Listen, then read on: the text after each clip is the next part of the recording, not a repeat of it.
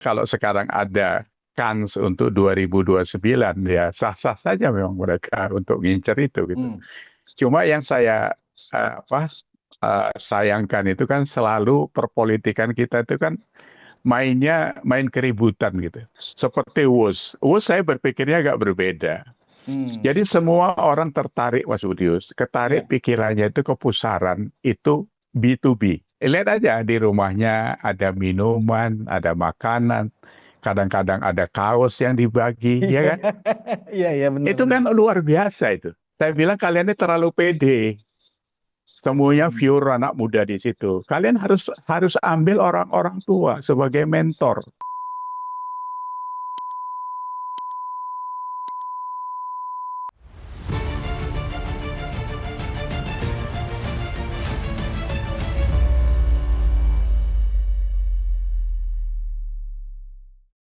Hai hai penonton Ruang Konsensus Peki Indonesia dimanapun Anda berada, bersama saya Budius Ma'ruf Piliang, anak sulung Mulyono.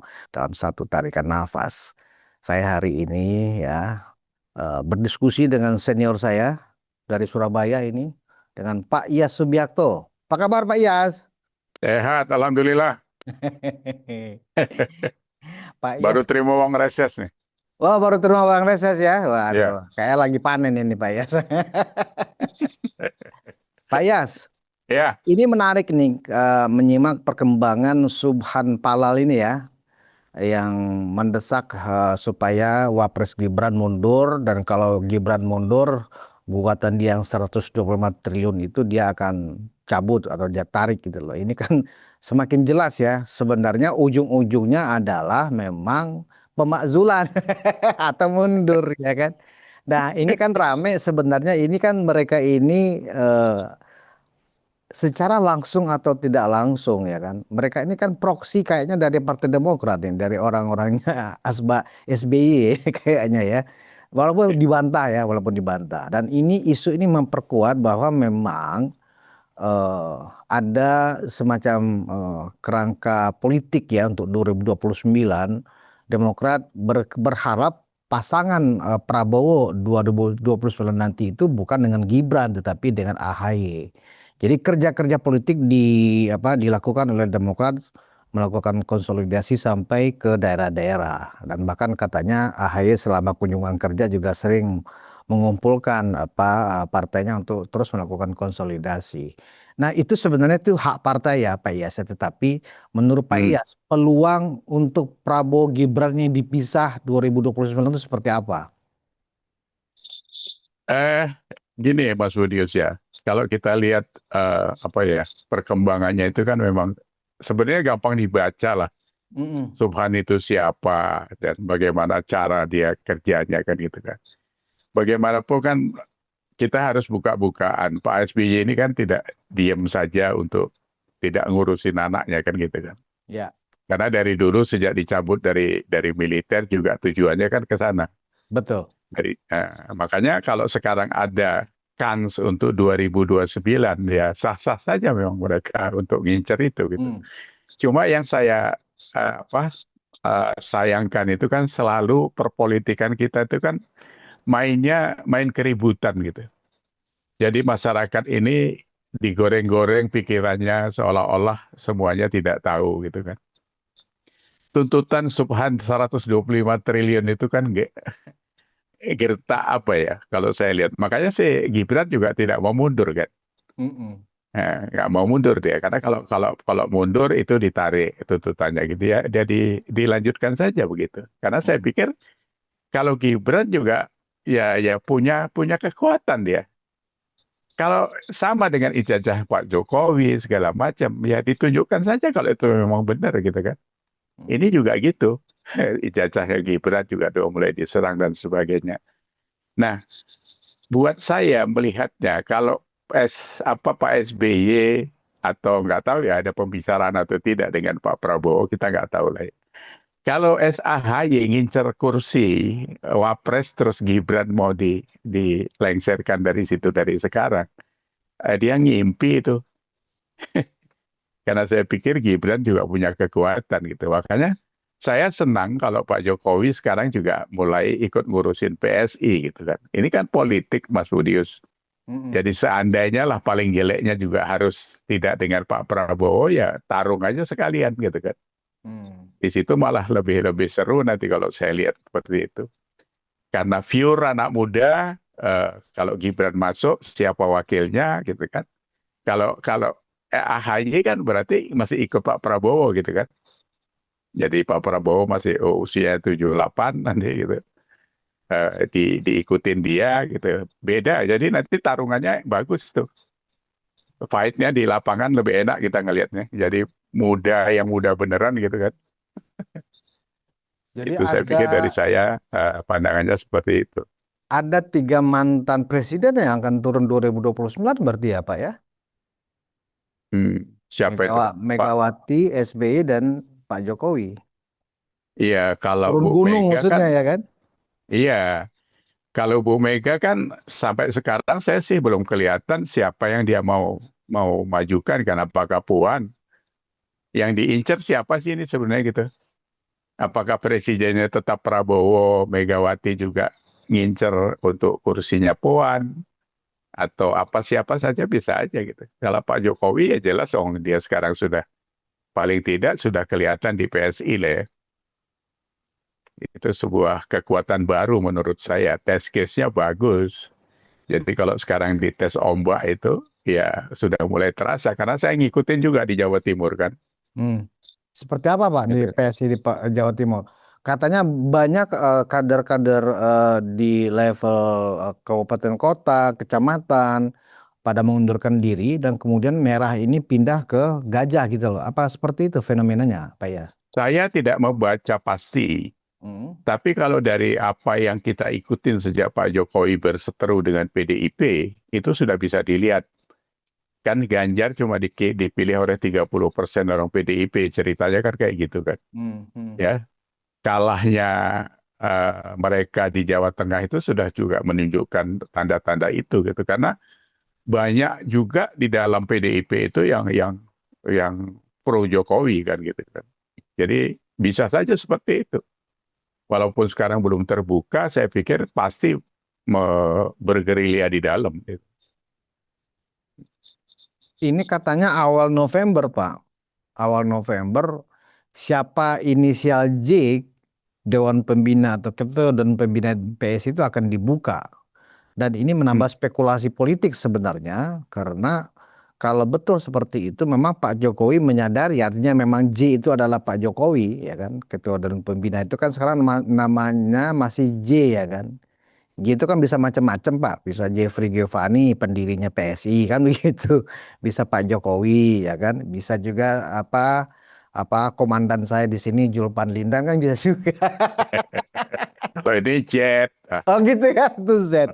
Nah, jadi begini Pak Iyas, setahu saya perjanjian kerja antara Pak Jokowi dengan Pak Prabowo ketika menginisiasi keterlibatan Mas Gibran sebagai pasangan Pak Prabowo akhir 2023 kemarin itu adalah 10 tahun, ya kan? Dan saya meyakini bahwa Pak Prabowo adalah seorang yang komit dengan apa yang sudah disepakatinya. Buktinya pada saat perjanjian batu tulis yang tidak komit antara PDIP dengan Pak Prabowo atau Gerindra kan adalah PDIP-nya kan begitu. Nah, saya menduga ya apapun rayuan, iming-iming yang disampaikan Pak SB ke Pak Prabowo agar Pak Prabowo mau juga mempertimbangkan AHY sebagai pendamping Mas Gibran untuk 2029 tentu ya ada faktor komitmen ini yang tidak bisa juga dianggap enteng oleh Pak Prabowo. Satu itu, di samping yang lain adalah sekarang kita melihat memang Pak Jokowi bersama PSI ini memang sudah mulai agak rajin turun ke bawah, Pak Iyas. Nah, ini gitu ya. mungkin tanda-tanda yang dibaca oleh Pak Jokowi karena info yang diterima oleh beliau barangkali juga Pak SBY juga sudah mulai turun gitu loh. Seperti itu Pak Iyas. Iya. Kalau saya melihatnya gini, Mas Budius. Komitmen satu hal. Karena di Hmm. Indonesia ini habis komitmen juga bisa komat kamit gitu kan. Iya kan? Politik ini kan bisa apa saja gitu. Kalau dari pembicaraan awal, saya pikir kalau yang Mas Budius tadi katakan Pak Prabowo sebagai orang yang berpegang teguh kepada janji, Mm. ya harusnya memang tidak terjadi pergeseran itu gitu. Tapi apakah itu bisa ada jaminan gitu kan? Enggak juga gitu. Makanya kalau saya lihat hadirnya PSI itu sebuah apa ya? Sebuah barang baru yang cukup menggetarkan buat partai-partai lama gitu. Karena ini pasti PSI dengan gaya anak muda, dengan taste-nya tersendiri gitu. Kalau kita lihat apa statement Barack Obama kan jelas ya. Jadi jangan serahkan negaramu itu kepada orang-orang tua yang bercokol tetap di partai itu gitu. Mm. Karena berpolitik dengan orang tua itu untuk merubah itu sulit karena budayanya sudah tertanam gitu. Itu Barack Obama yang bilang gitu.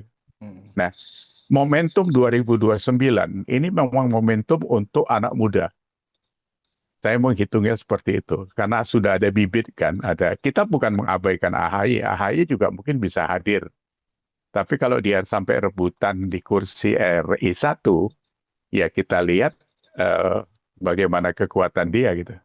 Soal menghimpun satu hal gitu. Tapi kalau kita lihat kekuatan di pasar sampai hari ini dengan kekuatan Pak Jokowi itu masih luar biasa. Mm. Saya meyakini itu gitu. Ya.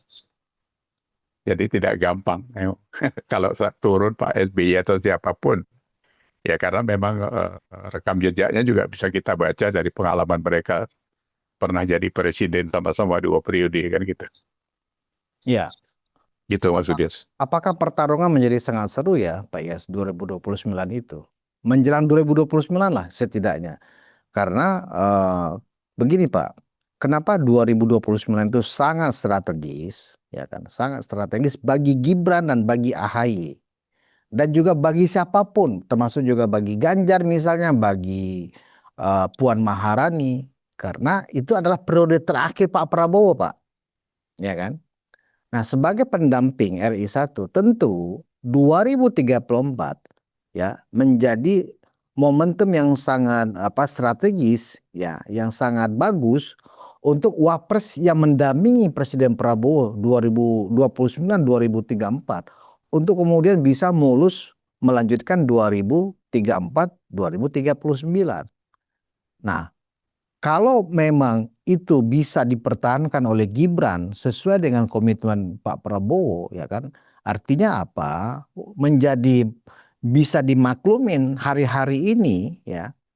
Mas Gibran itu benar-benar sangat diganggu dengan berbagai hal, dari masalah ijazah SMA lah, dengan berbagai tuntutan, dari propaganda-propaganda yang sengaja dirancang untuk mendegradasi pengaruh, wibawa, kemampuan, personality seorang wapres Gibran ini, ya. Dan orangnya kan kita bisa lihat menyebar isunya.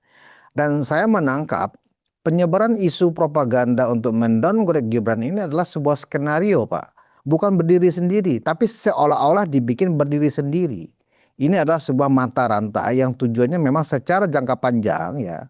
Tujuannya adalah bagaimana di mata masyarakat akhirnya Mas Gibran ini, ya, satu, tidak punya skill, ya. Yang kedua, ya memang di framing dengan inilah buah dari cawe-cawenya keputusan MK 90 dan seterusnya.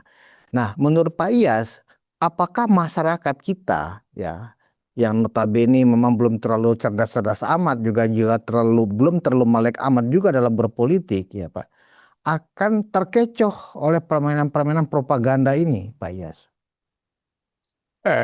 Saya kan memang orang yang main di bawah ya, Mas Budius. Saya bergaul dengan tingkat bawah. So far, kalau saya lihat, saya dapat beberapa info. Saya ada supir 2-3 orang di rumah dan kalau ngobrol di masjid di mana-mana. Sampai hari ini itu tidak ada pengaruhnya Oh, nggak ada pengaruh. karena nggak ada. Jadi sampai hari ini orang memandang Gibran itu ya satu paket dengan Jokowi. Itu anaknya Jokowi gitu. Hmm. Lihat aja sekarang kalau dia turun ke pasar kemana-kemana itu tetap aja dikerubutin orang gitu. Kalaupun ada 1-2 gangguan itu karena memang di setting ya. Kalau saya lihatnya seperti itu. Jadi memang buat mereka-mereka yang kepingin naik di 2029, apakah dia mau dompleng ke Pak Prabowo atau jalan sendiri lah umpamanya.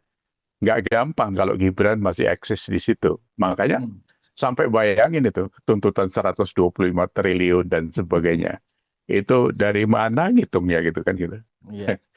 Kayak ngitung apa? Ngitung pahala yang nggak ada algoritmanya gitu kan. Ya angkanya itu bagi saya sih angka asal ngejeblak aja itu Pak. Asal, Iya iya itu. asal ngejeblak aja. Tuhan, padahal dia pun nggak tahu 12 triliun itu angkanya berapa, lupa dia ya. Jadi saya pikir kalau soal di Gibran, soal pertarungan ya seperti yang kita bilang kali tadi itu, karena Pak SBY juga ya kemecer juga lah pasti anaknya jadi presiden, sudah pastilah. Ya, kalau kita bedah hatinya ya isinya ke sana semua sudah pasti, karena dia yang paling dekat kalau dilihat sekarang ini kan gitu. Potensinya anaknya sudah di menteri dan sebagainya. Mungkin kalau Bu Megawati agak sedikit mundur di belakang dia kali ya kan. Kan kapasitas anak-anaknya juga dihitung kan gitu kan. Kalau mereka menghitung itu.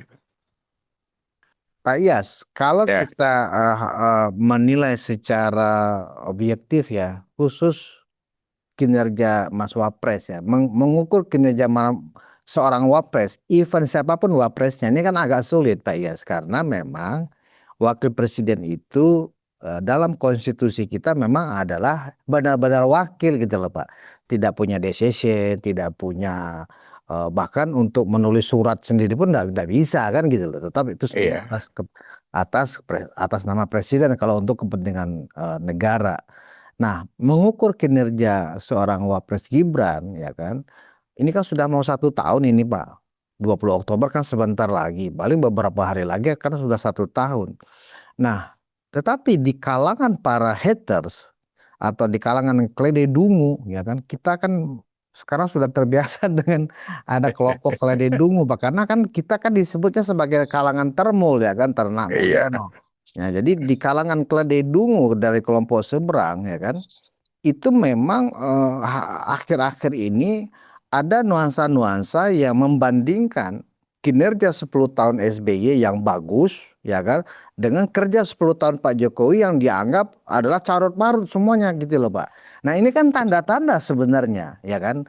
Kita kan membaca ini sebagai tanda-tanda sudah mulai bermain ini orang-orang mencoba mengangkat bahwa 10 tahun SBY jauh lebih baik dibanding 10 tahun oleh Pak Jokowi. Nah, kemudian disandingkan dengan kehadiran Gibran yang nggak jauh, cuman kerjanya jalan-jalan. Jadi dituding jalan-jalan gitu loh Pak, dari kota ke kota, ya kan, jalan-jalan ke pasar-pasar gitu loh, nggak jelas kerjaannya. Padahal fungsi Wapres itu kan memang mengawasi jalannya pembangunan, kerja-kerja para menteri, ya kan, sesuai dengan instruksi Presiden kan begitu Pak Iyas. Jadi bagaimana kita secara objektif menilai kinerja seorang Wapres sesuai konstitusi kita tentunya. Ya, gini ya Mas Budius, kalau kita bicara parameter sama sukses indikatornya itu kan nggak pernah ada dari dulu. Kita sudah punya Wapres ini ada berapa? 13 kalau nggak salah Ya. saya. Sampai Gibran ya. Juklak apa SOP-nya dia dan sebagainya dari presiden itu kan nggak pernah ada rilis itu kan gitu. Jadi seperti kita kalau Wapres itu kerjanya gini-gini kan nggak ada memang dari dulu. Tergantung presidennya aja kan gitu. Tapi kalau saya lihat Gibran dengan Pak Prabowo itu ya kita kan nggak tahu pertemuan mereka di rumah atau di mana. Nanti komunikasinya Mas Gibran ke sana, saya kemari dan sebagainya. Kalau saya lihat setiap Pak Prabowo keluar negeri, Gibran kemana, terus ini masih terukur, masih. Jadi komunikasinya masih jalan, semuanya masih masih sesuai dengan apa yang dipegang sebagai wapresnya itu masih hidup kalau menurut saya. Tapi kalau penilaian orang, apalagi para pembenci ya dibilang jalan-jalan gitu. Kalau buat saya, jalan-jalannya Gibran ke pasar kemana-mana itu juga kalau kita kembali kepada komitmennya Pak Prabowo tetap sama Gibran di 2029, itu kan secara tidak langsung juga membangun image kan untuk kepentingan 2029 kan gitu. Ya kan? Jadi kalau saya lihat Pak Prabowo ya Mas Udir, kalau sampai itu terbelah, Pak Prabowo berani ninggalkan Gibran. Saya pikir dia bunuh diri juga gitu. Karena apa? Yang sekarang dipegang oleh masyarakat itu ya Gibran sebenarnya. Karena kalau kita lihat beberapa bulan terakhir sejak MBG ribut, terus saya Hmm. pernah beberapa kali bicara di YouTube itu, bahwa itu membuat reaksi masyarakat yang begitu eh, mulai jengah juga gitu. Dan itu kan bahaya. Nah, untuk mendinginkan itu, kehadiran Gibran itu cukup cukup mencolok di tengah masyarakat itu sebenarnya gitu. Karena kalau dilihat sepak terjangnya Pak Prabowo dengan pengambilan kebijakan, keputusan yang kemarin agak maju mundur itu cukup dirasakan masyarakat di kelas bawah, ya kan? Nah itu sebenarnya ya balancingnya sekarang Gibran kalau saya lihat itu. Jadi kalau kalau penilaian orang ya menilai orang nggak suka, kan kita ini kalau sudah nilai pakai nggak suka ya semuanya nggak beres kan gitu. Artinya memang nggak ada satupun yang baik kalau orang sudah benci kan begitu ya Pak ya? Oh iya, Pak Jokowi di mata mereka ya bagusan SBY kan gitu. Tapi kan parameternya apa gitu. Kalau mau ini saya punya nih datanya lengkap. Ya misalnya yang sering disebut itu adalah pertama Pak ya jumlah hutang ya kan jumlah hutang di era SBY 10 tahun dengan di era Jokowi 10 tahun. Kemudian masalah pengangguran dan jumlah kemiskinan ya. Kemudian masalah pertumbuhan ekonomi ya. Dari angka-angka itu seolah-olah memang ya SB jauh lebih sempurna, jauh lebih baik angka-angkanya. Sebenarnya menurut data Pak Yas apakah benar seperti itu, Pak Yas? Ini ya saya bacain ya Ya. supaya kita nggak ngelantur gitu ya. Kita mulai dari kemiskinan ya. Ya. 2004 Pak SBY masuk, kemiskinan itu 16,6%, Hmm. sama dengan 36 juta. Hmm. Begitu Pak SBY turun 2014, itu turun menjadi 11,3. Hmm. Signifikan angkanya. Hmm. Jadi 28 juta. Pak Jokowi menerima angka itu, kemudian Pak Jokowi turun di 2024. Hmm. Itu turun 4 juta menjadi 24 juta. Artinya Hmm. kemiskinan di zaman Pak Jokowi pemerintah terakhir Hmm. itu 8,4%. Ini data BPS ya. Hmm. Hmm. Ya. Yang lebih berat itu sebenarnya kalau target Pak Prabowo kemiskinan itu mau dibuat 5%. Itu sama dengan dia menurunkan 14 juta manusia miskin menjadi tidak miskin. Itu di zaman SBY aja nggak kecapai, cuma dapatnya 8 juta gitu kan. Nah itu satu hal. Ya, berarti Apalagi, dari sisi penurunan angka kemiskinan sebenarnya orang yang menyebut ya kelompok yang menyebut bahwa di era SBY penurunan angka kemiskinan terjadi dan di era Jokowi justru kemiskinan bertambah itu berarti keliru dan fitnah itu berarti ya Pak ya? oh beta, tidak ada. Hmm. Angkanya turun, tapi tidak sebesar penurunan saat SBY Hmm. menurunkan angka kemiskinan. Hmm. Tapi yang harus diingat Mas Budius, kita selalu lupa bahwa Pak Jokowi itu memerintah efektif 7 tahun. Karena 3 tahun Efektif kita tujuh kena tahun ya. COVID. 7 tahun itu yang harus Hmm. diingat. Jadi dua periodenya itu sebenarnya tinggal 1,5 periode aja sebenarnya itu. Kenapa 3 tahun dianggap hilang Pak? Loh, kan COVID nggak bisa apa-apa. Hmm. Ekonominya turun minus dua Dan koma semua tiga persen. negara mengalami itu ya? Do itu global, bos. Hmm. Hmm. Kita Hmm. kan nggak bisa hidup sendiri, ya kan? Mau ngapain waktu itu? Untung aja kita waktu itu tidak di lockdown kan. Mintanya Pak SBY sama Pak JK kan lockdown waktu itu. Pak Jokowi nggak mau kan. Kalau di lockdown, wassalam kita. Nah, Oke. berikutnya apa? Ekonomi growth. Rata-rata Pak SBY itu growth-nya 5,64. Rata-rata Pak apa ya? Jokowi, hah? Rata-rata ya, Rata-rata ya, lima koma selama enam. 10 tahun. Terus Pak Jokowi 4,68. Hmm. Ya. Kalau Pak Prabowo mau buat 8%, itu juga nggak gampang. Hmm. Ya. Jadi growth-nya itu juga sama dengan kondisi yang terjadi di zaman Pak Jokowi karena COVID itu. Terus berikutnya PDB per kapita, kita selesaikan Ya, aja ya. ya. Waktu Pak SBY mengambil alih dari Bu Mega, itu PDB per kapitanya $1.300.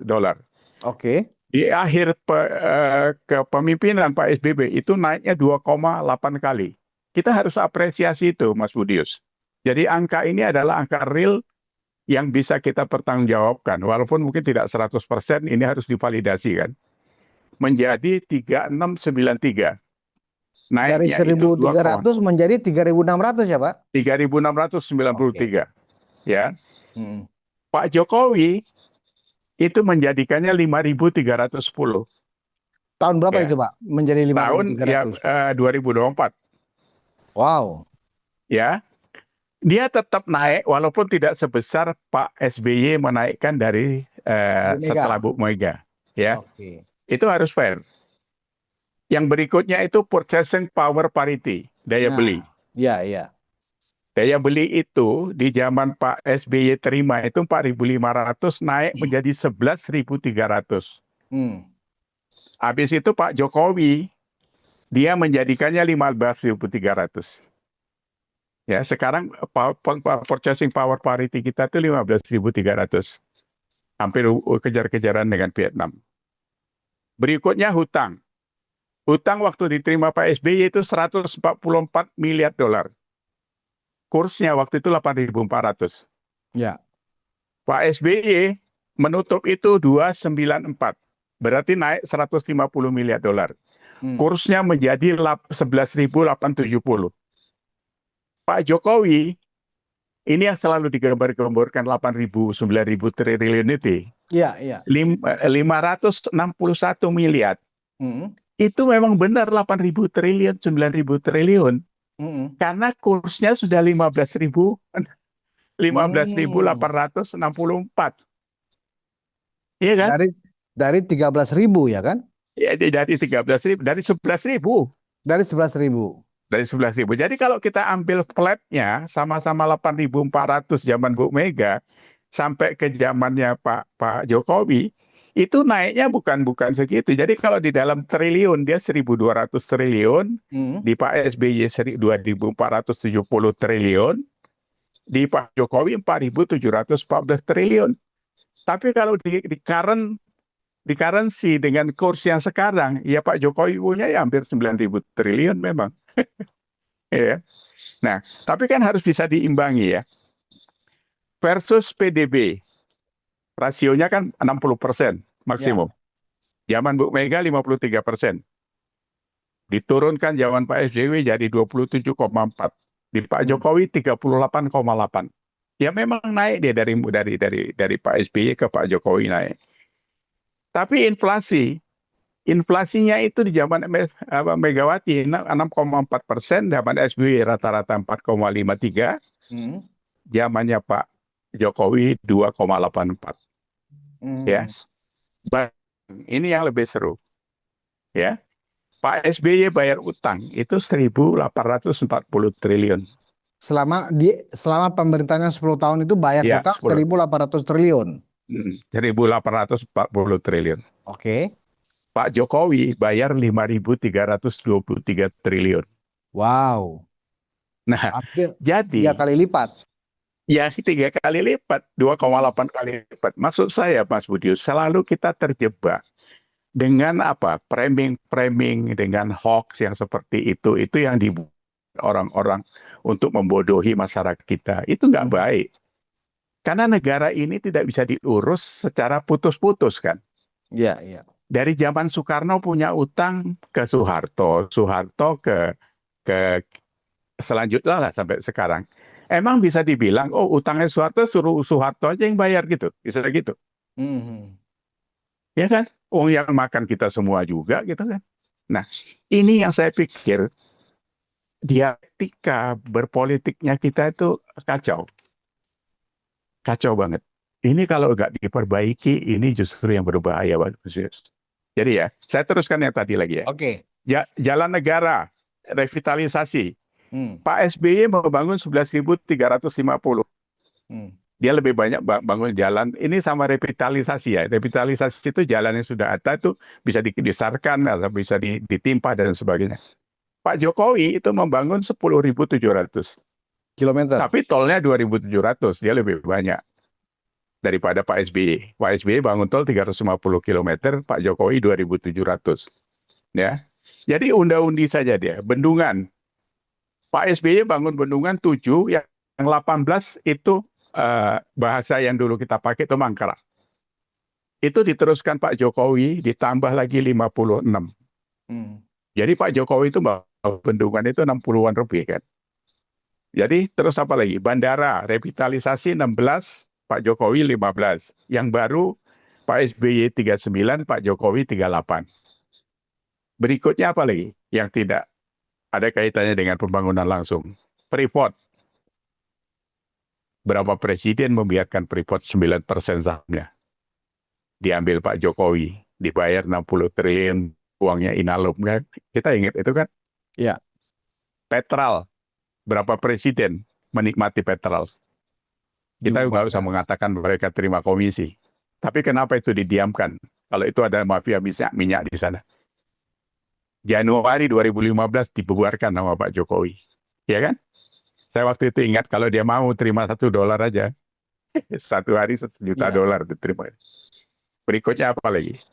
Sumur minyak, Blok Rokan Mahakam, diambil Jokowi. Wilayah udara Singapura, diambil bulan Maret 2024. Yang sudah tahu dari tahun 46 dikelola Singapura. Jadi kita mau ke Riau, presiden lapor dulu sama Singapura gitu kan. Apalagi kunjungan ke Papua, semua presiden cuma sekali kunjungan. Jokowi 18 kali. Jadi kalau kita compare benchmark, kan harus ada data gitu.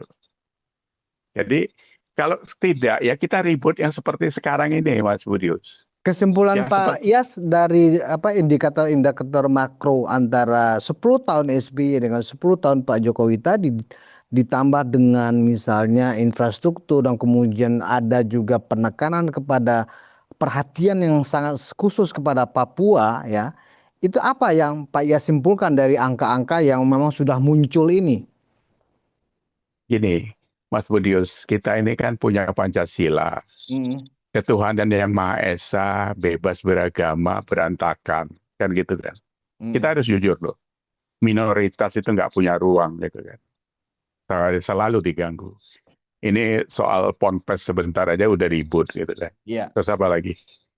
Yang lain-lain sampai keadilan sosial, pemerataan dan sebagainya itu kan tidak terjadi. Itu saya lihat cuma ada di Jokowi waktu itu. Ngapain dia sampai ke Papua 18 kali? Membangun Trans Papua 3.600 kilometer itu. Ya kan? Memotong subsidi BBM kita supaya bisa mensubsidi Papua. Itu kan sebuah pemikiran seorang negarawan. Nggak gampang itu. Kalau dia cuma mau duduk jadi presiden, untung rugi saja. Sudah dari kemarin-kemarin kaya dia itu. Ya kan? Jadi poinnya satu ya, kalau cari pemimpin ya memang kata Tan Malaka itu ya, memang harus dari rakyat yang pernah menjadi rakyat. Tidak bisa rakyat cuma artifisial saja kan gitu. Jokowi itu kan memang rakyat kan, karena hidupnya dari dulu dari pinggir kali Surakarta dan sebagainya. Jadi fokusnya itu pembangunannya itu terlepas di sana sini kurang banyak korupsi. Karena tidak bisa juga semuanya ditangani sama dia kan gitu. Ini negara besar, Bos. Dipegang sana. Jadi prioritas kerjanya yang mana begitu. Inilah hasil kerja dia kalau menurut saya. Ya, ini pemikiran kita yang saya pikir ya tidak semuanya benar gitu. Tapi pandangan saya seperti itu, Mas Budius. Kalau misalnya salah satu yang dianggap juga yang tidak terrealisir dari proyek-proyek prestisius Pak Jokowi waktu itu kan ada SMK ya Pak Iyas. Bahkan dia dibesar-besarkan argumen bahwa salah satu kegagalan Jokowi yang nyata, pernah nggak kalian melihat ada SMK di jalanan? Pernah nggak? Itu kan berarti bukti kegagalan Jokowi, omong besar katanya gitu loh Pak. Nah, memahami tudingan-tudingan yang dijadikan alat propaganda saat ini itu bagaimana kita menyingkapinya, Pak? Saya pikir gini, kalau kita mau menjawab mereka semua, nggak ada habis-habisnya, Mas Budius. Hmm. Karena kita jawab A, dia nanti nanya C lagi gitu kan. SMK itu kan sudah dimulai Pak Jokowi sejak wali kota kan, Mm-mm. ya kan? Jadi itu proyeknya sebenarnya proyek wali kota. Kalaupun waktu itu terus nyambung Pak Jokowi jadi presiden, itu ada penerusan saja. Tapi program itu sudah tidak menjadi program prioritas sama Pak Jokowi. Karena apa? Dengan hadirnya beberapa industri Cina dan sebagainya di otomotif, itu kan sudah dibaca sama Pak Jokowi, sudah pasti. Karena begitu pesatnya industri-industri otomotif dunia, apakah kita bisa dengan SMK dijalankan terus bersaingnya dengan industri yang sudah mapan dan punya teknologi tinggi kan gitu. Hmm. Nah, jadi saya bacanya seperti itu. Makanya ya dibiarkan lepas saja. Itu satu. Kedua, kali dari sekian puluh pekerjaan Pak Jokowi yang berhasil dan cukup dirasakan seperti bendungan dan sebagainya, itu secara nyata bisa diterima, bisa dirasakan rakyat. Apa urusannya SMK? Nggak jadi SMK ya beli Avanza kan gitu kan. Gampangnya kan seperti itu.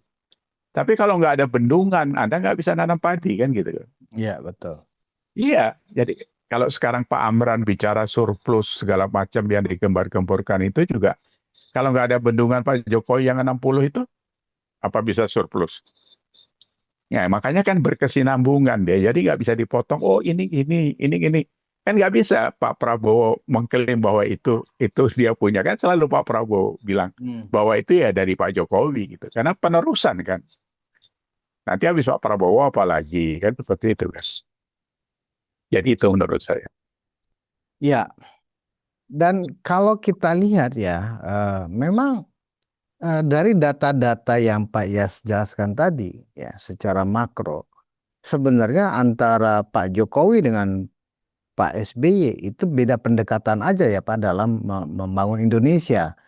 Kalau Pak Jokowi yang selalu kita ingat adalah Pak Jokowi membangun Indonesia sentris, bukan Jawa sentris kan begitu konsepnya. Ya, Sehingga Pak Jokowi lebih banyak berkunjung dan mengarahkan anggaran pembangunan itu ke pinggiran-pinggiran Indonesia, ya kan? Karena Jawa kan sudah maksimal pembangunannya. Kita bisa melihat misalnya dari Kepulauan NTT, NTB, Kalimantan, Sulawesi, Kepulauan Maluku sampai ke Papua. Dan memang itu dirasakan sekali oleh masyarakat setempat, ada perubahan-perubahan yang signifikan. Banyak orang-orang di Jakarta ini kan sok tahu Pak Yas. Sok tahu dalam arti begini. Mereka kan tidak pernah tinggal di Papua, mereka tidak pernah tinggal di Kupang, mereka tidak pernah tinggal di Ambon. Mereka tidak bisa punya semacam bukti beda hidup hasil pembangunan Pak Jokowi dengan presiden sebelumnya. Tapi koar-koar bahwa SBY lebih hebat, SBY lebih mumpuni. Pak Jokowi justru banyak menimbulkan masalah, termasuk yang terbaru yang paling hangat masalah kereta wush KCIC kan gitu loh Pak. Nah, bagaimana supaya masyarakat yang ingin tahu kebenarannya nggak terkecoh, maksud saya begitu Pak Yas. Padahal kan data-data ini. itu sebenarnya kan bisa diakses dengan mudah dengan Oh, kemajuan mudah teknologi sekarang informasi saat ini. ya ada ChatGPT, DeepSeek, ada AI sekarang. Siapa aja bisa ngambil kok sekarang.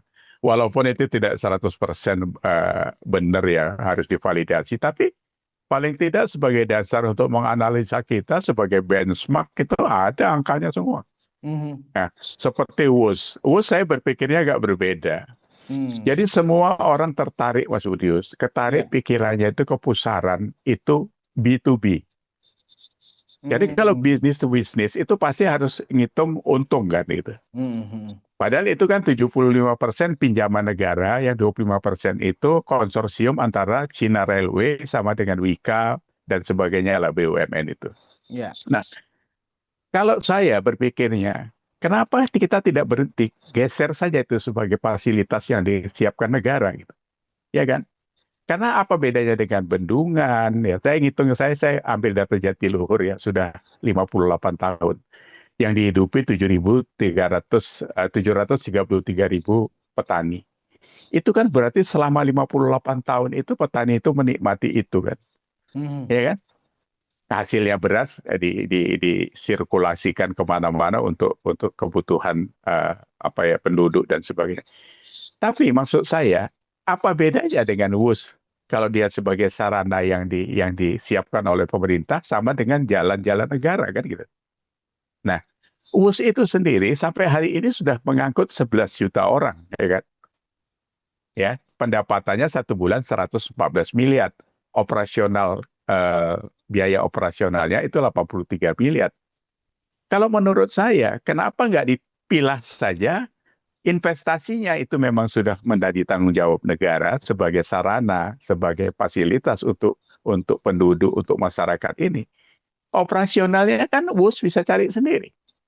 Uang 114 dikurangi 83 masih susuk berapa itu? 17 tambah 14, 31 miliar Ya, hampir setiap bulan. 20-an. Iya kan? Hampir Nah, 20 miliar. cuma itu kan harus berpikirnya kan harus apa ya Mas Bodius?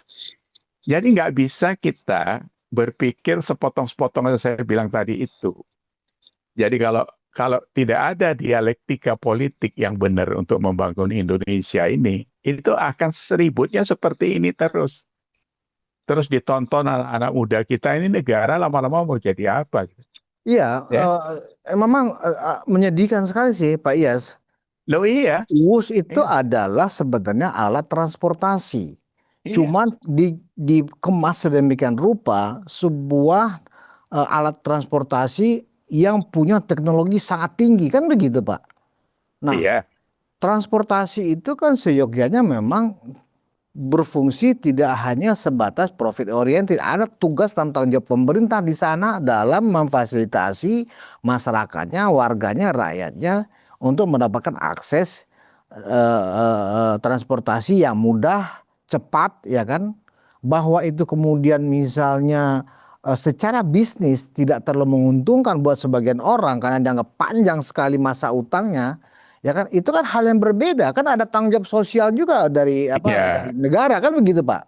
Iya, ya itu yang saya maksud Mas Budi. Jadi gini, Hmm. di dalam istilah ada marketing ya kan ada brand atau apa ya, ada intangible value kan. Jadi tidak ada angka yang melekat tapi dia bisa dihitung. Intangible value dari WOS itu saya pikir apa ya? Seperti kebahagiaan. Itu Hmm. masuk di dalamnya.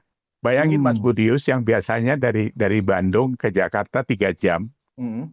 meeting, terus nggak bisa pulang, ninggalin istri sama anak.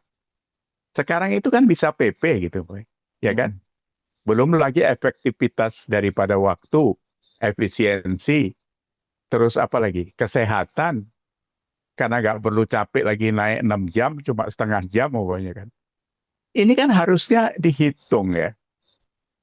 Tapi kan nggak ke sana. Yang dihitung B2B-nya itu. Jadi itu sampai Pak Mahfud juga ngitungnya ke sana gitu. Saya ngeliatinya lucu juga orang-orang ini saya pikir gitu. Kalau itu yang dihitung ya panjang memang. Hmm. Panjang sampai 50 tahun itu nanti nggak kembali modal gitu kan. Hmm. Loh, ya perasaan kita kan bilang juga, oh bukan lu aja yang bayar kan gitu kan. Sebenarnya kan gitu kan. Ya Iya, kan? Kak. Iya, memang sudut pandang orang tergantung Kepentingan. afiliasi politiknya, Pak, ya kan? Iya, Jadi iya. objektivitas saat ini, ya kan, bagi Lari dia. kalangan terdidik sekalipun ternyata benar-benar objektivitas itu bukan dilihatnya bukan kepada objeknya, Pak, ya, tapi kepada kita ini kelompok mana, kan gitu loh, Pak. Iya, Nah, iya, baru iya. kemudian objektivitas kita sesuai dengan posisi dan afiliasi politik kita. Ngeri sekali ya politik kita saat ini. Nah, Pak Yas, kalau kita lihat kemudian dengan upaya-upaya politik ya yang dilakukan oleh Demokrat, anggap saja begitu ya kan, dengan membandingkan, dengan mulai menurunkan buzzer-buzzer ya, dengan mengangkat bahwa era 10 tahun SBY jauh lebih hebat dibanding 10 tahunnya Pak Jokowi, dan kemudian ada keinginan-keinginan yang kita dengar memang bahwa Prabowo AHY itu juga layak untuk dipertimbangkan, dan juga gencar hingga hari ini juga upaya-upaya untuk mendowngrade Gibran di mata masyarakat, mencoba terus mengganggu Pak Jokowi.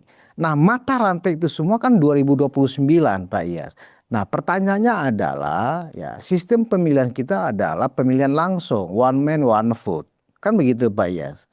Nah, Hmm. hingga hari ini kalau kita lihat secara objektif juga di masyarakat, saya tidak pernah melihat masyarakat berduyun-duyun ya datang ke Cikeas misalnya gitu untuk sekedar bertemu dan berfoto dengan Pak SBY. Saya tidak pernah melihat masyarakat antri di Teko Umar misalnya ingin bertemu dengan Bu Megawati misalnya gitu loh. Persoalan apakah itu memang tidak dibuka atau dibuka itu kan persoalan lain ya Pak Iyas ya. Kan gitu. Mereka kan beralasan kan begini. Iya, kenapa Teku Umar itu tidak ramai dikunjungi oleh warga masyarakat untuk datang dan berfoto dengan Ibu Mega karena memang Ibu tidak mau, ya kan gitu loh. Kenapa juga di Cikeas seperti itu? Karena PSB nggak mau. Kalau mau mungkin lebih banyak dari Pak Jokowi. Begitu Pak. Kira-kira argumen-argumen ya sangkalan yang diberikan oleh orang-orang yang merasa bahwa masyarakat yang datang berduyun-duyun ke rumah Pak Jokowi di Solo itu karena Pak Jokowinya memang menyediakan tempat untuk menerima kedatangan tamu setiap hari, gitu loh Pak. Bagaimana Pak Yas melihat Ya, fenomena ini? ya gini. Kalau bahasa tadi mau tidak mau itu saja sudah membuat jarak kan. Ya, tidak mau itu artinya kan nggak mau direpotin gitu ya. Sementara Pak Joko, Oh, nah, iya kan nggak mau nggak mau direpotin kan, direpotin gitu ya? nggak mau Mau diganggu direpotin. waktunya gitu ya? Jangan ganggu gue lah lo, gitu. Iya, iya, iya. Apalagi dari dulu memang jarak itu kan sudah kelihatan ya. Kalau Pak Jokowi Gibran Oh, ini itu style kan ya. Nah dari situ kalau kita baca lagi ke lapangan Mas Ludius, justru kekuatan Pak Jokowi itu yang sampai sekarang bertahan itu ya karena itunya dia, karena kedekatannya itu. Ya kan? ini Apa menarik. ini? Iya. Jadi jarak itu dibuat. Tapi ya kalau menurut dia kan ini kan soal apa ya? Soal mereka membaca kepentingan dia terhadap rakyat kan. Ya kan? Sebagai presiden sebenarnya hatinya sejauh mana dia terlibat kepada rakyat itu. Mm-mm. Kalau Pak Jokowi jelas. Nah, kita bukan menjelekkan Bu Megawati apa Pak SBY, tapi ini kan memang gaya ya, gaya kepemimpinan. Jadi kalau kita ukur dari apa, dari awareness-nya orang di lapangan, dari kedekatan orang, ya memang masyarakat ini dekat sama Pak Jokowi, nggak bisa dipungkiri. Ya, Ya, ini saya baru dapat istilah nih dari Pak Iyas. Pak Jokowi itu masalahnya mau diganggu. Begitu Iya, ya Pak ya? iya, Artinya begini, seorang presiden 2 periode, ya kan, sudah capek 10 tahun mengurus rakyat, ya kan. Makanya Pak SBY ya udah, saya udah pensiun, saya nggak mau lagi capek melayani rakyat, capek, saya pengen menikmati bersama keluarga, menjalankan hobi saya yang tertunda selama ini, nggak mau lagi diganggu. Artinya apa? Memang nggak mau diganggu Pak SBY-nya, begitu juga Bu Mega nggak mau diganggu. Sementara Pak Jokowi bukannya nggak punya hobi juga kan begitu, bukannya nggak punya keinginan juga untuk punya waktu lebih banyak bersama keluarga. Tetap Pak Jokowi juga nggak tega kalau misalnya rakyat berduyun-duyun datang ingin berkunjung, ingin berfoto, kemudian nggak mau dilayanin, nggak tega. Karena selama ini memang Pak Jokowi berasal dari rakyat dan merasa ini masih tugas saya untuk menemui. Begitu Pak ya, artinya Pak Jokowi mau diganggu gitu ya. iya. Lihat aja di rumahnya ada minuman, ada makanan, kadang-kadang ada kaos yang dibagi, ya kan? Iya, iya Itu benar-benar. kan luar biasa itu. Luar biasa kan itu. Jadi diopeni rakyatnya itu datang ke sana. Yang datang dari mana lah, kadang-kadang ada bule juga datang ke situ, entah apa urusannya gitu. Ya, itulah kedekatan dia. Kalau dianggap kemudian itu sebagai pencitraan, ya kan Pak ya, kalau dianggap nih oleh orang-orangnya Demokrat, oleh orang-orangnya PDIP, wah itu kan hanya pencitraan. Nah, kalau memang Anda mengatakan itu pencitraan dan itu bermanfaat untuk menjaga kedekatan masyarakat, rakyat dengan pemimpinnya, kenapa Anda nggak lakukan juga? Kan sama-sama boleh, terbuka. Ya kan Pak ya, kenapa CKS juga tidak melakukan pencitraan? Kenapa Iya, juga Teku Umar, Bu Mega juga nggak melakukan pencitraan? misalnya buka aja, pasang tenda, siap menerima kedatangan masyarakat berfoto, misalkan boleh-boleh saja. Kenapa juga tidak dilakukan? Iya, Kalau ya itu memang tadi. dianggap tuh pencitraan kan begitu Pak Iyas. Iya, jadi kan nggak ada yang larang kok ya kan. Mm. Mau pasang tenda kayak mau pasang apa sih gitu. Yang saya lihat apa ya, ada orang-orang yang datang dan tidak sedikit Mas Budius ketemu Pak Jokowi itu nangis kan, ya kan? Orangnya setelah foto tuh keluar nangis. Kenapa nangis? Mm-mm. Ya, ya ada yang seneng, ada yang iba, ada macam-macam. Sekarang itu Pak Jokowi sedang kena kena apa sakit apa itu ya, kayak Sakit kulit alergi ya, apa itu ya. alergi kulit ya. Oh, itu kan orang pada nangis ngeliatin dia keluar dari rumahnya itu kan. Itu kan kedekatan hati. Nggak bisa dipungkiri itu. Kan orang Mm. itu bukan pemain sinetron. Eh, yang keluar-keluar nanti saya nangis, "Sok, Pak Jokowi nanti saya nangis ya gitu." Nggak gitu. Ya kan? Tapi ya terserah kalau tadi bahasa pencitraan, ya memang siapa yang larang kalau Pak Jokowi buat pencitraan. Tapi Mm. kan bukan itu esensinya sebenarnya. Mm. Apa yang dia lakukan adalah karena memang banyak orang yang datang ke rumahnya, mau ditutup, mau dibuka, itu tetap aja ada orang datang. Betul. Iya, kemarin saya lewat sana, saya mampir, Pak Jokowi nggak ada di rumah. Saya kan mau ke Pati, Mas Budius. Mm. Mm. Saya mampir lah, kan sunyi, nggak ada orang. Ya tetap aja ada orang datang ke situ, foto-foto di depan rumahnya. Eh, Bahkan pada saat Pak Jokowi sedang tidak di Solo, Pak, misalnya lagi di Bali atau lagi ke Jakarta atau lagi ke Medan, ya kan? Itu iya, saking nggak mau mengecewakan masyarakat yang datang, kan nggak tahu juga jadwal beliau kan begitu ya Pak ya. Orang iya, iya. datang ke sana kan sekedar mampir ingin berfoto. Nah untuk menutupi rasa nggak enaknya dengan rakyat ya kan, Pak Jokowi kemudian menyiapkan semuanya ya kaos itu tadi Pak, nggak Iya, nggak ada yang kemudian dikasih ngurusi. kaos. Ya. Artinya apa? Diobat lah ya. Karena nggak Iya. ketemu ya kan, karena Pak Jokowi memang lagi di luar kota misalnya, yang datang tuh dapat kaos, Pak. Jadi terobati, bisa foto-foto kan gitu ya. Walaupun foto hanya di depan rumah gitu. Itu nilainya seperti apa itu, Pak? Artinya masyarakat yang datang seperti itu ke rumah Pak Jokowi seperti itu, apakah memang karena pemimpin ini sangat berkesan di mata rakyatnya, ya kan? Dan sekarang memang lagi dihina, dijatuhkan oleh lawan politiknya, tapi beliau tetap tidak melihatkan sikap yang melawat, tetap rendah hati. Itu justru adalah powernya justru di sana ya, Pak Iyas. Oh, udah lama kalau itu. Masyarakat Indonesia itu sebenarnya kan orangnya suka cepat iba kan gitu. Jadi Hmm, kalau ngelihat orang dijolimi itu nggak rela dia. Pak Prabowo kan baru ngalamin itu. Pada saat dia dibilang dapat 5%, 11 dari 100. Itu ya. tetangga saya di belakang sini tuh pada nangis, ibu-ibu itu gitu. Nah, itu juga pernah terjadi di Pak SBY kan, waktu dihina atau dilecehkan oleh almarhum Taufik Kemas kan. Ya, anak TK ya. Itu kan, jadi naiknya dari situ. Nah, Pak, ini orang-orang ini apa ya? Menghina Pak Jokowi, mengolok-ngolok tidak ada henti-hentinya. Ini itu tadi saya bilang. Ya yang diuntungkan Pak Jokowi sebenarnya. Kalau Pak Jokowi itu soal hati dia. Mhm. Jadi dia menghargai orang datang ke rumahnya dan sebagainya. Itu pribadi kan, Mas Budius. Ya kan? Kita bukan mengatakan yang lain tidak mau ketemu orang, tapi ya karena itulah kita bilang stylish.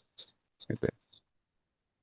Apa bisa kita tarik kesimpulan Pak dari upaya-upaya yang memang hingga hari ini tuh bertolak belakang terus ya. Pak Jokowi dihantam ya, diserang tanpa henti, baik langsung atau tidak langsung ya kan, menggunakan pendekatan-pendekatan asimetris ya kan. Sementara kubu yang lain justru mendiamkan seolah-olah menikmati Pak Jokowi terzolimi seperti itu. Nah, kalau konteksnya ini menuju 2029 di mana ada Mas Gibran di sana sebagai salah satu anggaplah representasi dari Pak Jokowi ya kan karena memang itu putranya sendiri ya kan. Apakah menurut Pak Iyas upaya-upaya yang sistematik seperti ini ya seperti yang dilakukan oleh Rosario dan kawan-kawan, termasuk juga Subhan, termasuk juga Purnawirawan TNI, ya kan? Apakah ini memang lama-kelamaan akan menggerus pengaruh Pak Jokowi di mata pencintanya, mata rakyat, atau justru sebaliknya, Pak? Tidak. Jadi kalau analogi yang kita bilang tadi itu ada beberapa pengalaman eh, orang-orang yang menjadi objek penzoliman itu yang diuntungkan. Ya ini makin panjang mereka menghujat Pak Jokowi, mereka makin menaikkan image Pak Jokowi. Paling tidak sekarang itu orang tidak bisa ketemu Pak Jokowi, ketemu Gibran, gitu kan. Ini kan mewakili sebenarnya Gibran nih, jalan kemana-mana itu sama seperti melihat Jokowi mereka itu kan. Hmm. Kemarin saya lihat apa ya di Banjarmasin di mana-mana itu ya, yang sampai nggak bisa jalan itu. Ada yang ada ibu-ibu malah mau nyium dia segala macam kemarin gitu kan.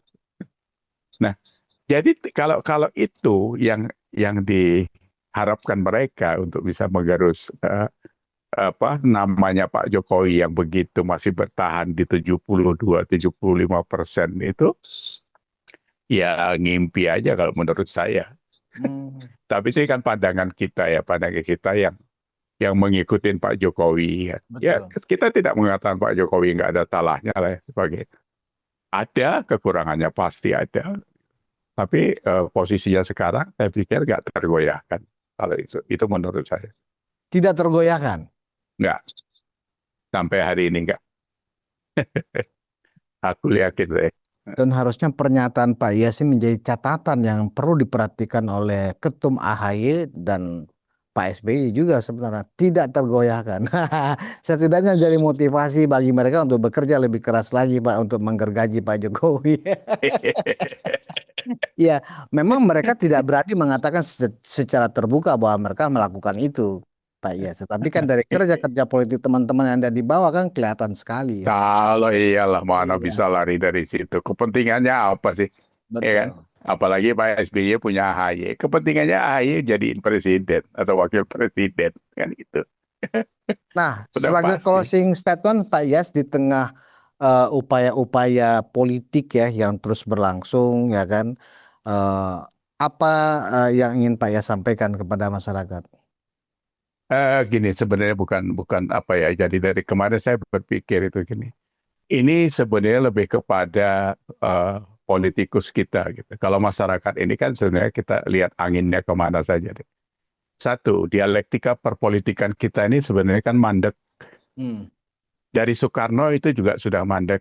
Sejak pecah sama Hatta itu dia sudah mandek sebenarnya. Karena kalau dialek itu tidak ada, dialog itu tidak ada. Kita ini kan bisa berkembang besar mendapat sesuatu yang baru itu kan dari konfrontasi, dari diskusi, dari mana seolah-olah pertikaian tapi itu menghasilkan sesuatu kan gitu kan. Hmm. Kalau tidak kan kita tidak bisa dapat. Jadi tidak ada sesuatu itu kita dapatkan dari adem ayem itu nggak ada, ya kan? Nah, begitu lewat itu pecah di puncaknya dengan Hatta, masuk Soekarno apa Soeharto, kita juga sudah tidak bisa bilang apa-apa. Sekarang kita menghadapi sejak zaman reformasi yang seolah-olah berdemokrasi ini begitu luar biasanya, Hmm. kita dibungkem sama partai politik sekarang ini. Mas Budius mau ngomong apa juga kalau nggak punya partai, ya kan? Ini pembungkaman yang membahayakan buat Indonesia. Karena anak-anak muda itu bisa frustasi, bisa cuek, bisa macam-macam. Hmm. Kalau masuk partai harus bayar, jadi anggota DPR harus bayar, terus nggak ada ruang bisa diskusi. Ini membahayakan. Jadi dialektika berpolitiknya itu kalau berhenti, itu sama aja kiamat kita sudah. Nah, kayak yang terjadi kan apa? Kalau kalau Mas Budius baca surah apa ya? Ada bukunya Tan Malaka itu apa? Medilog ya. Itu Madilog. kan sudah Medilog. Hmm. Jadi dialog yang terjadi di masyarakat sekarang itu banyak dialog mistis kan. Jadi pakai angan-angan sendiri, dogmatis, karena suka sama ini, dia ikut ikut cium tangan dan sebagainya. Secara material dia nggak punya hal yang bisa diargumentasikan. Itu yang membahayakan kita sekarang. Makanya kemarin ada pondok rubuh katanya takdir. Gitu. Oh IMB-nya nggak ada kok takdir. Gimana?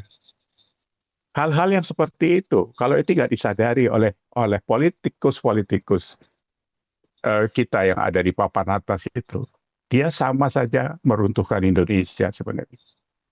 Ya tapi kita tidak bisa bilang apa-apa karena mereka sekarang oligarki ini pemilik partai semua kan. Pak Surya Paloh, Haritanu, Pak Prabowo sendiri, Bu Megawati. Apa kita Harusnya mau bilang apa? Ya, harusnya partai-partai ini ke depan baiknya seperti apa kalau menurut Pak Iyas supaya ada dialektikanya yang menjadi hidup dengan generasi muda. saya pikir harus dirubah sistem kepartaiannya. Misalnya kayak gimana, Pak? Ya orang boleh mendaftar di partai Hmm. dengan ada ruang dialog yang bebas dan dialog itu bisa diantarkan ke masyarakat. Kalau sekarang saja kan kita lihat semuanya kan bisik-bisik saja mereka. Kita dapat bocoran kayak kemarin. Oh tiba-tiba uang reses naik menjadi 750 Hmm. 4 juta umpamanya. Itu entah siapa yang mutusin dari mana dasarnya dan sebagainya. Itu salah satu contoh. Belum lagi seberapa besar sih undang-undang yang mereka buat yang kita tahu untuk apa saja pernah dirilis itu nggak pernah ada kan. Diskusi yang seperti apa yang kita bisa masuk? Ada nggak ruang diskusi di DPR sana kita bisa masuk ke ruang itu kapan saja untuk menyampaikan sesuatu? Masuk ke kantor di DPR aja kayak masuk ke sarang harimau itu.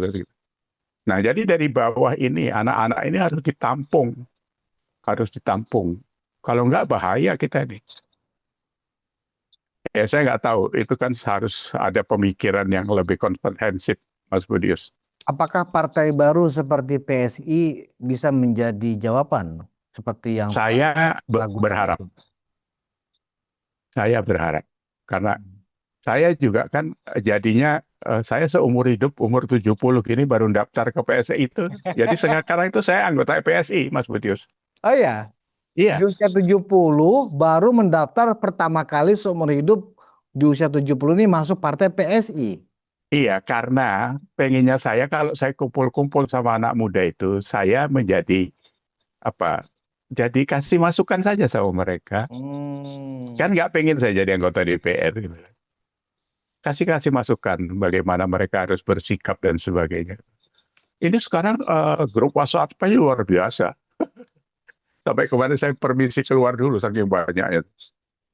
Berarti PSI ini memang sudah menjalankan suatu fungsi transformasi ya, Pak Oh, Iyas, ya, udah, antara generasi muda iya, ya kan masuk bertemu dengan generasi senior seperti Pak Iyas misalnya atau seperti saya kan masih ya agak-agak sedikit tua lah ya kan Pak.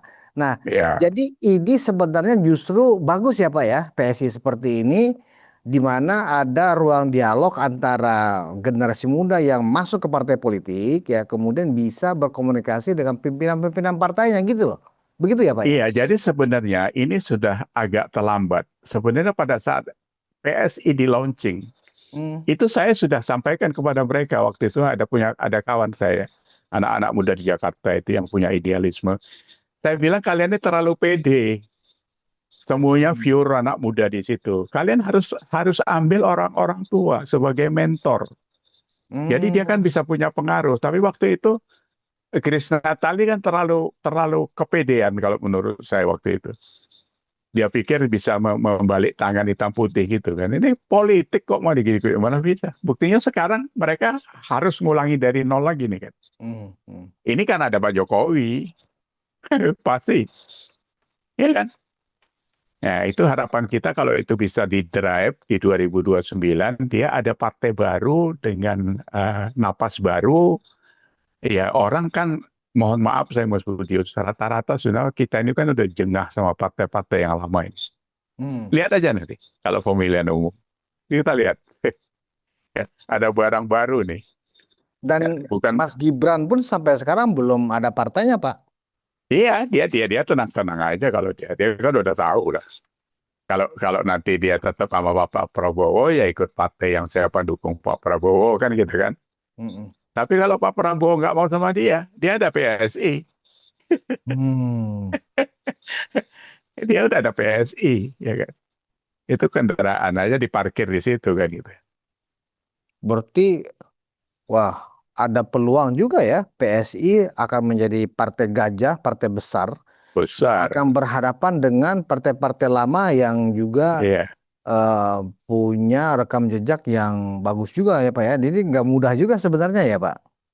Oh iya, jadi kalau saya lihat momentumnya bagus PSI ini. Karena satu apa ya, kekuatan Pak Jokowi masih begitu diperhitungkan. Gibran masuk sebagai wapres, dia nanti jam terbangnya 5 tahunan, Mhm. itu modal besar buat dia. Jadi kehadiran dia sekarang kemana-mana itu sudah investasi kan gitu. Nah Oke. partai-partai besar sekarang yang keliling siapa? Belum Mau ada ngomong Pak. apa? Hmm. Ya kan? Bahlil mau ke Papua. Apa tujuannya gitu? Siapa yang mau turun sekarang? Nggak bisa juga, karena mereka nggak ada alasan untuk show safari gitu kan. Ya, ya. Diketawain orang aja. Baik. Baik Pak Yas Subiakto, memang kita melihat 2029 secara kerangka waktu memang masih lama, tetapi dalam kerja-kerja politik 2029 sudah dekat Pak sebenarnya. Ya, Oh udah. masing-masing partai juga sudah apa curi star ya secara diam-diam. Iya, karena partai-partai lama saya pikir sekarang dengan kehadiran PSI juga sudah tidak bisa santai-santai dia. Mhm. Karena kalau salah-salah, PSI ini secara tidak langsung kan curi start ya sebenarnya. Hmm. Ya, Ya, dia launching di sana sini, ngomong sana sini, itu sudah curi start. Nggak ada beban buat dia kan. ya, Ya buat kita sih semoga saja semua akan baik-baik aja Mas Budius. Ya, ya. Baik itu. Pak Yas Subiakto, Ya, terima kita kasih. tetap berharap ya bahwa pemerintahan Prabowo Gibran ya berjalan sebagaimana mestinya sampai 2029, bahwa ada keinginan dari Pak Jokowi 2 periode pemerintahan ini. Saya pikir kita ada di jalur itu supaya apa, keberlanjutan, bahwa dinamika politik bisa saja berubah ya, tentu sebenarnya dikembalikan kepada rakyat. Dan memang Ya, orang-orang seperti Pak Ian, seperti apa forum kita ini ya, fungsinya memang memberikan semacam membalansing hal-hal yang nggak benar dan yang bengkok-bengkok yang di luar sana, Pak. Kan itu tugasnya, iya, Pak. saya berharap Mas Budius, Pak Julpan itu tetap apa ya straight forward untuk menjaga unfaking ini supaya tidak seperti yang lain-lain lah gitu. Jangan Ya. ngundangin orang karena butuh rating segala macam. Karena dia Mhm. jadi toxic di masyarakat itu bahaya. Ya. Kita harus berdiri kepada hal-hal yang benar, membiasakan yang benar, jangan membenarkan yang biasa. Ya, Ya, itu dia, ya, membiasakan yang benar, tidak ya, membenarkan yang biasa. ya, Terima kasih, Pak Yas. ya, Pendengar mari. Ruang Konsensus Unpacking Indonesia, saya kutip istilah yang disampaikan Pak Yas yang terakhir. Kita sebaiknya membiasakan yang benar. Itu yang paling praktis, ada ibadahnya di situ. Membiasakan yang benar itu mudah, nggak keluar uang. Nah, ketika kita membiasakan yang benar kita lakukan, otomatis ya kan, upaya-upaya kita untuk republik ini menjadi lebih baik ya kan, terbuka lebar. Kalau kita membiasakan yang tidak benar, kita akan terus bertengkar. Nah, ketika kita terus bertengkar, ya rezeki jauh kata orang begitu. Artinya Republik ini kalau untuk mendekati kepada level kesejahteraan yang jauh lebih baik juga jauh gitu. Makanya kita hentikan bertengkar. Terima kasih atas perhatian Anda. Kita bertemu di Ruang Konsensus episode berikutnya. Wassalamualaikum warahmatullahi wabarakatuh. Waalaikumsalam.